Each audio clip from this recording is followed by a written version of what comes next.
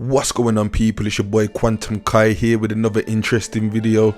Today's video is with Dr. Jawanza Kunjufu, a renowned writer, educator and a publisher that has dedicated his whole career to addressing the ills affecting African people around the world, but mainly in the United States.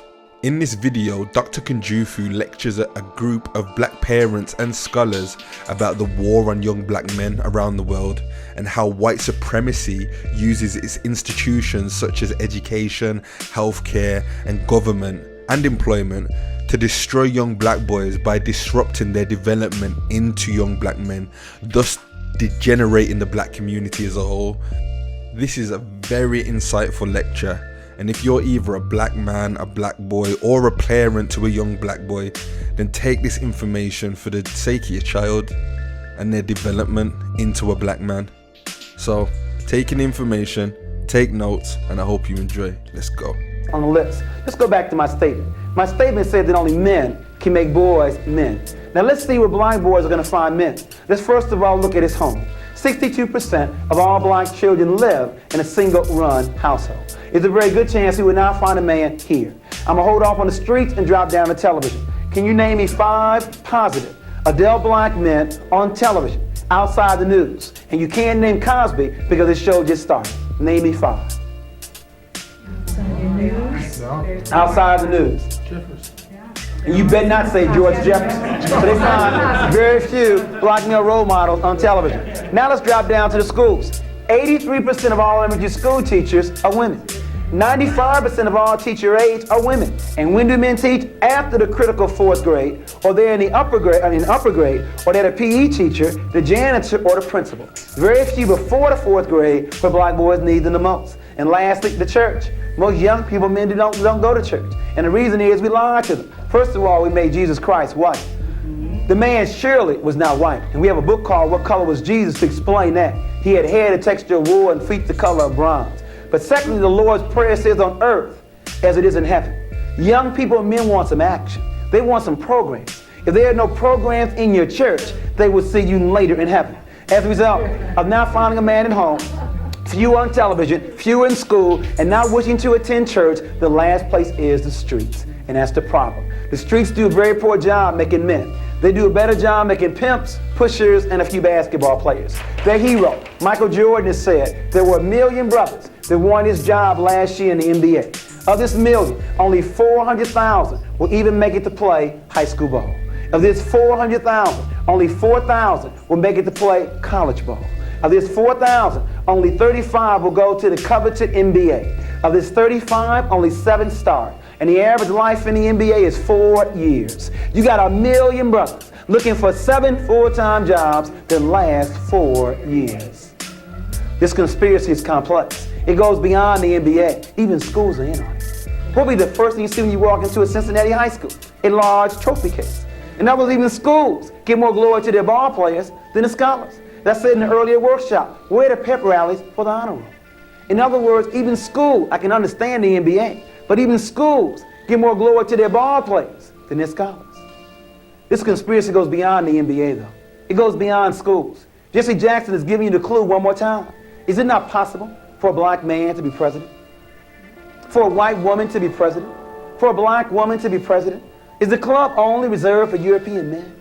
You didn't know that a white boy with a high school diploma makes more money than a white woman, or black man with a college degree?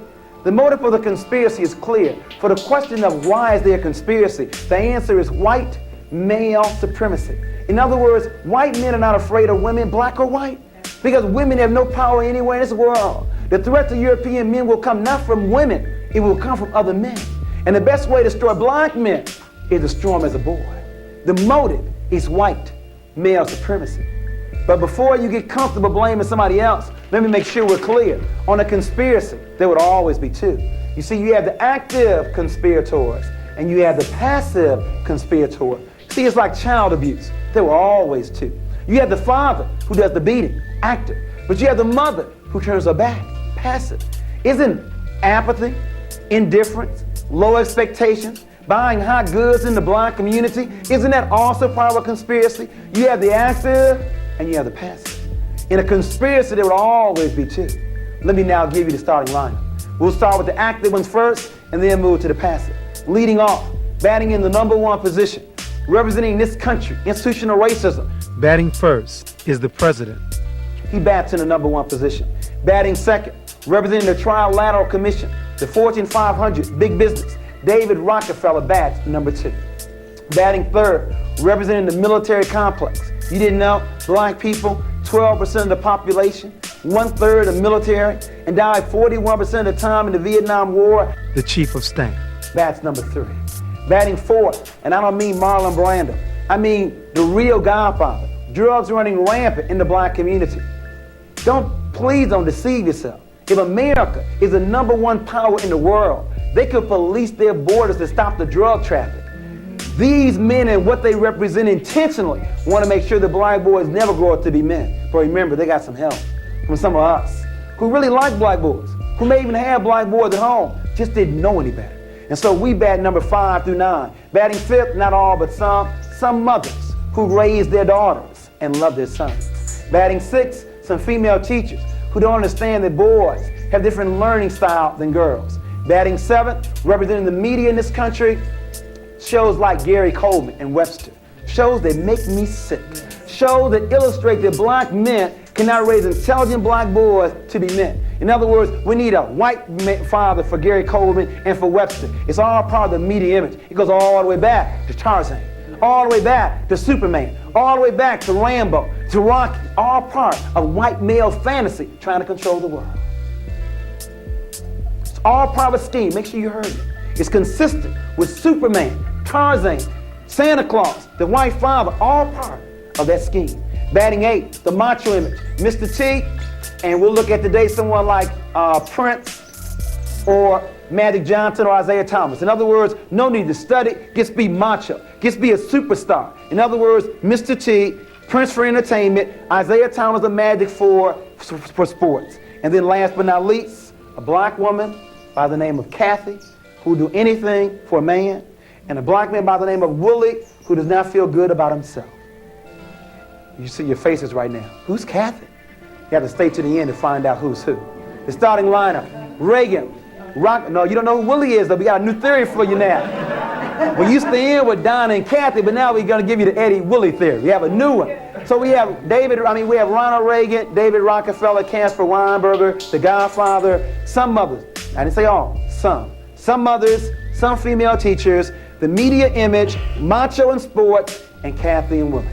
These people and what they represent, intentionally or subconsciously, want to make sure that black boys never grew up to be men. Let's now look at the active ones first. I want to make sure we start in the right place. The conspiracy did not start with black mothers. It started somewhere else. We must start where it began. It began with active conspirators. I want to now look at them first. In looking at the active conspirators, I want to make sure we understand that these kind of terms don't make sense. We are not the minority. In other words, there are 4.5 billion people living in the world. Of this number, 80% of the world's population has color. That means only 20% of the world's population lacks color. Now you tell me who's the minority. You see, it's called the African Triangle. It goes all the way back. We're not the minority. We're only a minority when we allow ourselves to be divided up from our brothers and sisters in Nigeria, in Jamaica, in the United States. Look at this African Triangle. After all these years, other than the way we're dressed, you can't tell who's who. There are 1 billion people living in China alone, and we are second. 500 living in Africa, 160 living in Central and South America, 40 million living here in the United States. We are not the minority. Now, the question is, how can so small control so much? That's why I respect them so much. Think about it. You have a gang. You have one gang with 80 people, another gang with 20, and the 20 gonna win? The only way they can do that is by controlling the mind.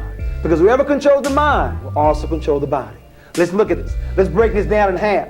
What you come up with is 10% European women and 10% European men. See, it's not even 20. It's really 10% European men. In other words, the Trilateral Commission, they want to control more than just their countries. They want to control the world.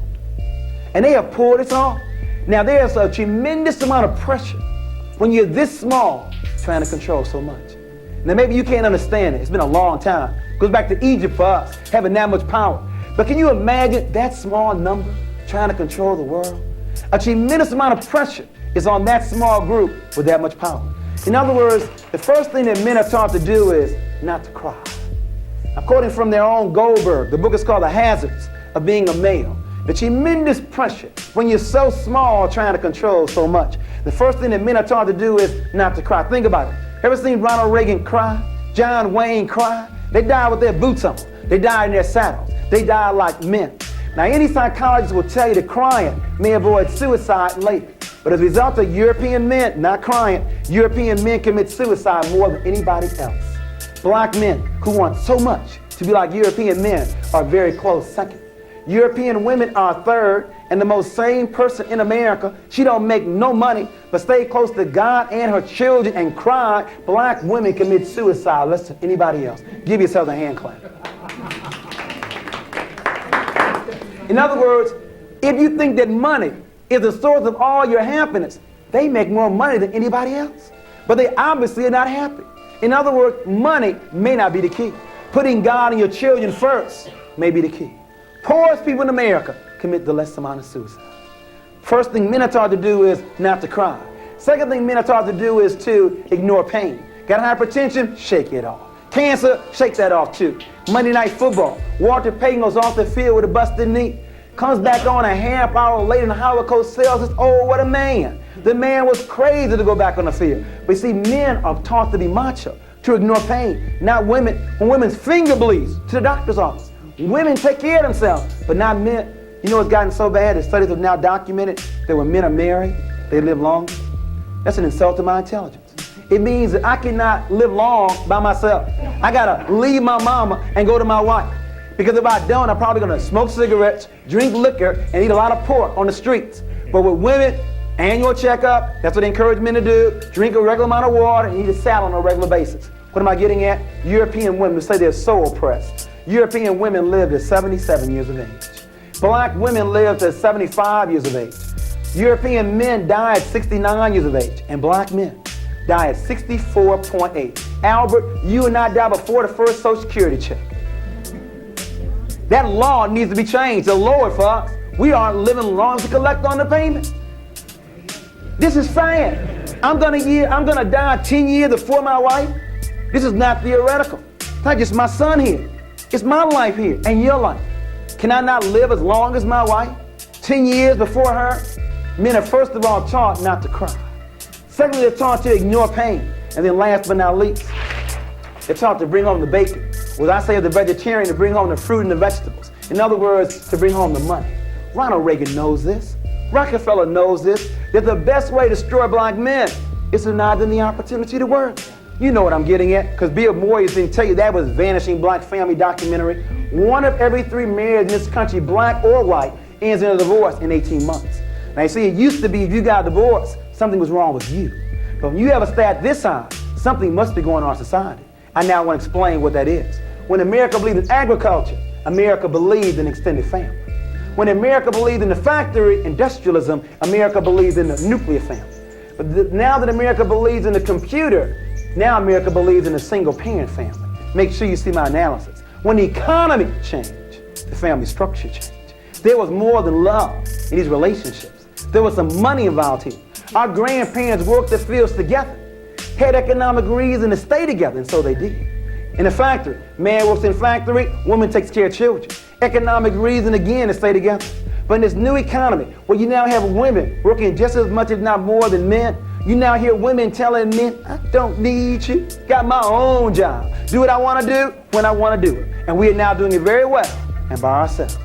You know the #1 song in America a couple years ago, Ain't Nothing Going On But the Rent. If you want to be with me, you got to have a J-O-B. It's all about money. All about money. When the economy changed, the family structure changed. And so now we have a lot of people making plenty of money and lonely. They place money before family. You see, black men want to do what white men do. Buy their family a house in the suburbs, 2 cars, and once a year go down to Orlando for Disney World on vacation. And when black men can't do that, they don't feel they're worthy enough to stay. Now you see, the problem is there are 2 responses black women can give to black men when they're out of work. Now, the first response some women say is, well, if you ain't working, you got to go. If you ain't working, you got to go. That's the mistake. Because black men don't hire nor fire, nor control the means of production. Now, before black men say that's right, brother, you tell them. Please, brothers, quit assuming that black women took our jobs away. Because black women also do not hire nor fire. We are being played off against each other for some crumbs. We recommend the second response. For black women to say to that man, well, if you ain't working, can you at least go back to school? Can you at least learn a skill? Or at least make dinner or wash dishes while I'm gone? But the problem is there are very few black men that look to black women for definition of manhood. Black men, as I said earlier, want to do what white men do. And that means be the breadwinner. What I'm getting at is, we're going to have to redefine what it means to be a man. Because if being a man means being the provider, with 25% of black men out of work, that's a suicidal definition. You see, if I lose my job tomorrow, I'm still a man. As long as I'm responsible, treat my wife correctly, raise my children, that's responsibility. I'm not going to allow my employer to reduce my masculinity. I need to define what being a man is. And I think it's a perfect balance between the mental, the spiritual, and the physical. Not being a breadwinner, but a balance between the mental, physical, and the spiritual. Isn't it interesting? You have two black men. Both lose their jobs. One black man resorts to crime, leaves his home. He's been reduced by the society. The other black man sells newspapers, sells peanuts, does whatever he can to take care of his family. Same economic situation, but a different set of values.